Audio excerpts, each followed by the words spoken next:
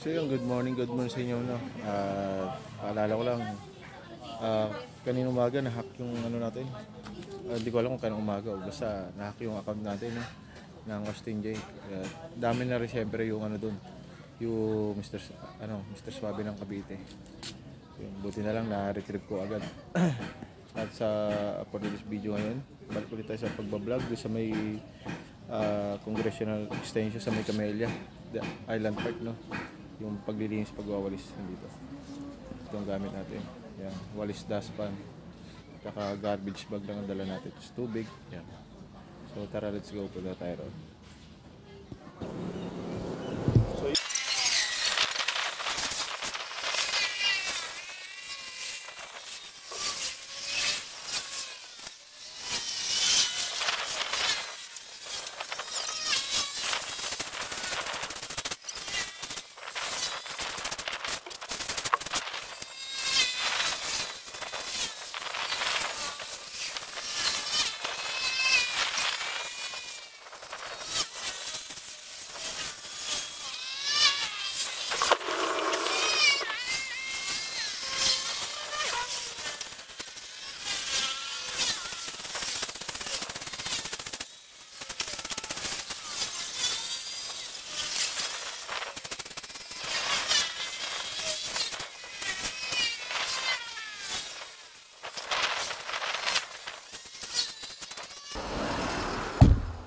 So yun guys, nakatatlong garbage bag tayo, balik na tayo sa sunod.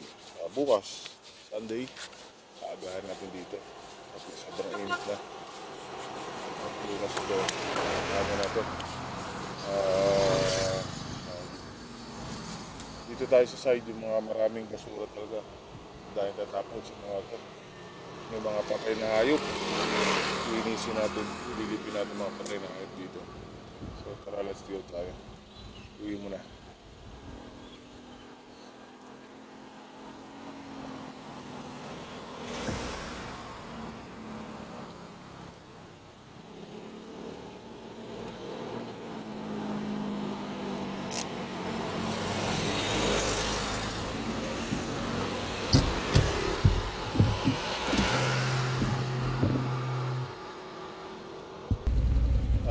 Ayun, sa wakas, ilang taon, nilalagyan na ngayon dito ng CCTV. Ayan, may mga CCTV kaya rito para yung mga nagtatapon ng basura dito at maiilan na, hindi na sila magkabon dito. Ayan, gusto na ng gas na yung CCTV.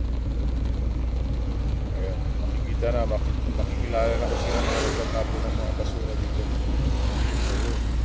Sana wala nang tapon dito para mapagana natin ng may ibang tao para nagkangan na nagja-jogging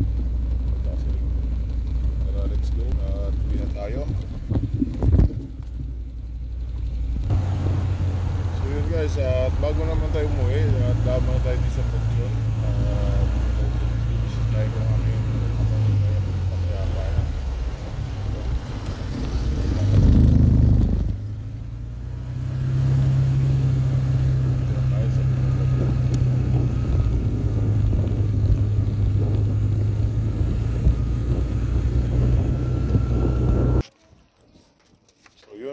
Nandito na kami. Nandito na pala ako sa bundok ng aking tatay. Ang aking ama. Ayan. Ilang minuto lang tayo rito. May mga kliyente tayo na kailangan na natin sa mga repo. Ayan.